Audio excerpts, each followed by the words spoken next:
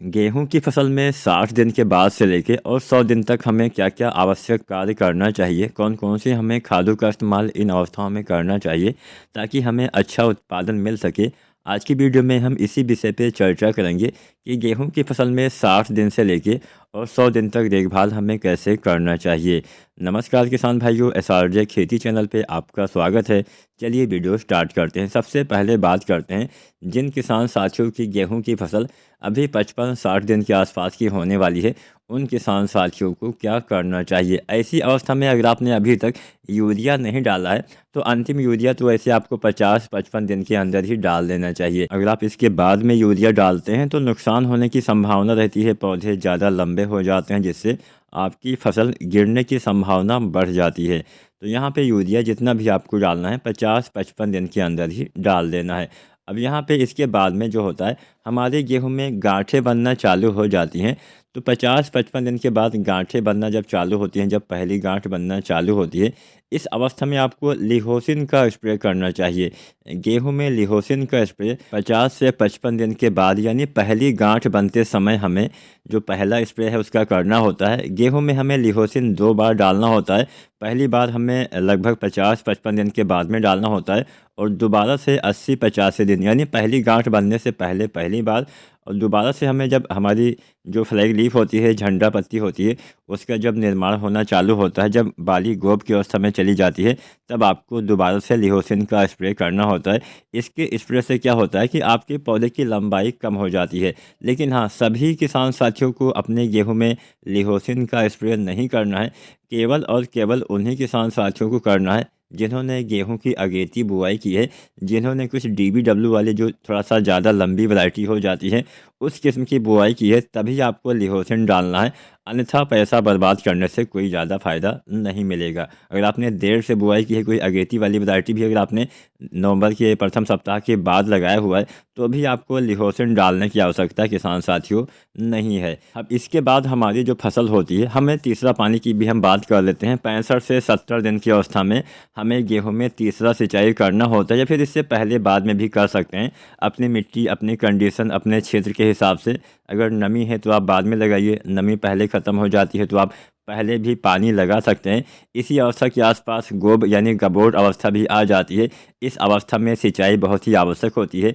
पानी की कमी आपको इन अवस्थाओं में होने नहीं देना है। अगर पानी की कमी हो जाती है तो बालियों का निर्माण सही से नहीं होता है, और जब तक बालियों का निर्माण हमें सही से नहीं होगा तब तक हमें अच्छा उत्पादन कहाँ से मिलेगा। इसके साथ साथ इस बात पे भी आपको ध्यान देना है कि बहुत ज़्यादा पानी भरना भी नहीं चाहिए। ज़्यादा पानी भरने से गेहूं की किसी भी अवस्था में ज़्यादा पानी नुकसान पहुंचाता है। इस बात का आपको ध्यान देना है, खासकर जब बालियां निकलने वाली होती है। इस समय ज़्यादा पानी भरने से पौधे गिरने की संभावना थोड़ा बढ़ जाती है। तो यहाँ पे आपको हल्का हल्का सिंचाई करके भी आप काम चला सकते हैं। अब बात करते हैं कौन कौन सी खादों का इस्तेमाल हमें गबोट अवस्था में करना चाहिए। तो गेहूं की गबोट अवस्था में, जिसको हम बालियां निकलने से पहले वाली अवस्था बोलते हैं, इस अवस्था में आपको NPK 0/34 का इस्तेमाल करना चाहिए। इस NPK के इस्तेमाल से आपके पौधे में बालियों का विकास, बालियों का निर्माण बहुत ही अच्छे से होता है। यहाँ पे हम एक आपको बहुत ही अच्छा फार्मूला बता देते हैं। यह फार्मूला आप चाहें तो अपना सकते हैं। इसमें 3-4 चीज़ों का इस्तेमाल अपने फसल के कंडीशन के हिसाब से करना है। पौधे अच्छे हैं तो आपको 0/34 डालना है। 1 से 1.5 किलो इसकी मात्रा पर्याप्त रहती है। साथ में आपको डालना है बोरोन। अब बोरोन का काम होता है परागण में सहायता करना। तो बोरोन जो आता है 20% वाला, लगभग 100 से 125 ग्राम, साथ में NPK 0/34 अलग अलग घोल बना के एक साथ आप प्रयोग कर सकते हैं। इसके इस्तेमाल से बालियों का विकास सही से होगा, बाद में दाने का भराव, परागण भी सही से होगा। तो ये 2 खादें आपको डालनी ही डालनी है। अब इसके साथ कुछ अन्य चीज़ों का भी इस्तेमाल इन अवस्थाओं में आप कर सकते हैं। मान लीजिए आपके गेहूं में थोड़ा सा पीलापन दिखता है, लेकिन मैंने अक्सर आपको बताया हुआ है कि गबोट अवस्था में आपको यूरिया मिट्टी में इस्तेमाल नहीं करना है। तो थोड़ा बहुत पीलापन अगर नाइट्रोजन की कमी से आपको दिखता है तो आप 1 से 1.5 किलो यूरिया भी डाल के स्प्रे कर सकते हैं, क्योंकि NPK 0/34 में नाइट्रोजन नहीं पाया जाता है। तो ऐसी दशा में आपको यूरिया 1 किलो से लेकर 1.5 किलो इस एनपीके खाद के साथ मिला के आप मतलब अलग अलग घोल बनाना है। उसके बाद एक साथ आप टंकी में डाल के स्प्रे कर सकते हैं।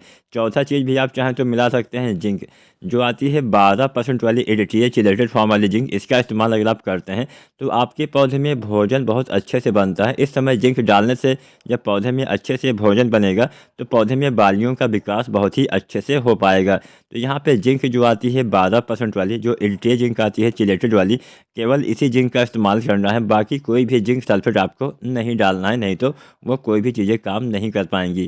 तो यहाँ पे सभी का इन चारों चीज़ों का अलग अलग घोल बनाना है। अब यहाँ पे यूरिया आपको तभी डालना है जब पौधे में पीलापन हो, अन्यथा आप एनपीके 0.34, बोरोन और जिंक 12% वाला, ये 3 चीज़ें आप डाल सकते हैं। अलग अलग घोल बना के एक साथ बालियाँ निकलने से पहले अगर आप प्रयोग करते हैं बहुत ही अच्छा फ़ायदा मिलेगा, आपके पौधे में अच्छे से बालियों का निर्माण होगा। अब यहाँ पे एनपीके जो होता है 0.34, इसमें जो फास्फोरस होता है 52%, ये भोजन पहुँचाने का काम करता है। जब पौधे में सही से बालियों तक भोजन पहुँचेगा तो बालियों का विकास बहुत ही अच्छे से होता है। पोटेशियम से आपके पौधे में दाने का विकास, बीज का विकास, फूल का विकास, बालियों का निर्माण सही से होता है। इसके साथ साथ तने में भी मजबूती आती है। तो यहाँ पे एनपीके आपके पौधे में बालियों के विकास में सहायता करेगा। बोरोन से आपके पौधे में परागण सही से होगा। इसके साथ साथ बोरोन का एक दूसरा काम भी होता है, आपके पौधे के जड़ों के द्वारा जो भी अवशोषित किया जाता है, जो भी भोजन होता है, पानी होता है, जो पौधे की जड़ें लेती हैं, वो आपके पौधे के सभी भागों तक पहुंचाने का काम बोरोन ही करता है। तो बोरोन से परागनली का निर्माण भी होता है, आपके पौधे में परागण भी होता है। तो बोरोन आपके पौधे में दाने के भराव में भी काफ़ी सहायता करेगा। जो आप जिंक का इस्तेमाल करेंगे तो जिंक से आपके पौधे में इस अवस्था में प्रकाश संश्लेषण अच्छे से होता है।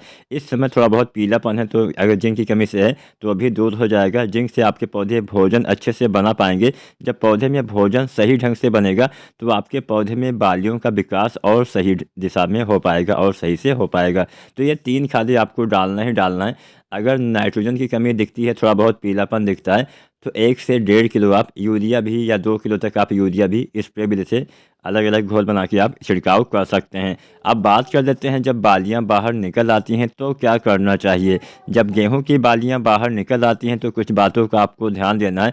सबसे पहली बात आपको ध्यान ये रखना है कि बालियां निकलते समय या फिर बालियां बाहर निकल आएँ, इन अवस्थाओं में नमी की कमी नहीं होनी चाहिए। मिट्टी में उचित मात्रा में नमी आपको बना के हमेशा रखना पड़ेगा, तभी काम चलेगा। हल्का हल्का सिंचाई करके भी आप नमी बना सकते हैं। इसके साथ साथ बालियां निकलने के बाद दाने भरते समय एनपीके कुछ आप डाल सकते हैं, जिससे अच्छा लाभ मिलता है। इस समय अक्सर ज़्यादातर किसान साथी एनपीके 0050 का इस्तेमाल करते हैं। अब यहाँ पे एक बात का ध्यान रखना है, जो एनपीके आप डालते हैं 0.34 और बोरोन, ये 2 खादें बालियां निकलने से पहले डालेंगे तभी लाभ मिलेगा। बहुत से किसान साथी गलती करते हैं कि बालियां निकलने के बाद इसका इस्तेमाल करते हैं, जिससे उनको सही से लाभ नहीं मिल पाता है। तो ये 2 खादें बालियां निकलने से पहले और बालियां निकलने के बाद एनपीके 0050 1 से 1.5 किलो पर एकड़ के हिसाब से अगर आप इस्तेमाल करते हैं तो आपके दाने का भराव बाद में सही से हो पाएगा। तो बस यही आपको करना है। अंतिम सिंचाई जो आप करते हैं हल्का करिए ताकि आपके पौधे गिरे ना। तो उम्मीद है आज की वीडियो, आज की जानकारी आपको पसंद आई होगी। वीडियो अच्छी लगी है तो लाइक करें, शेयर करें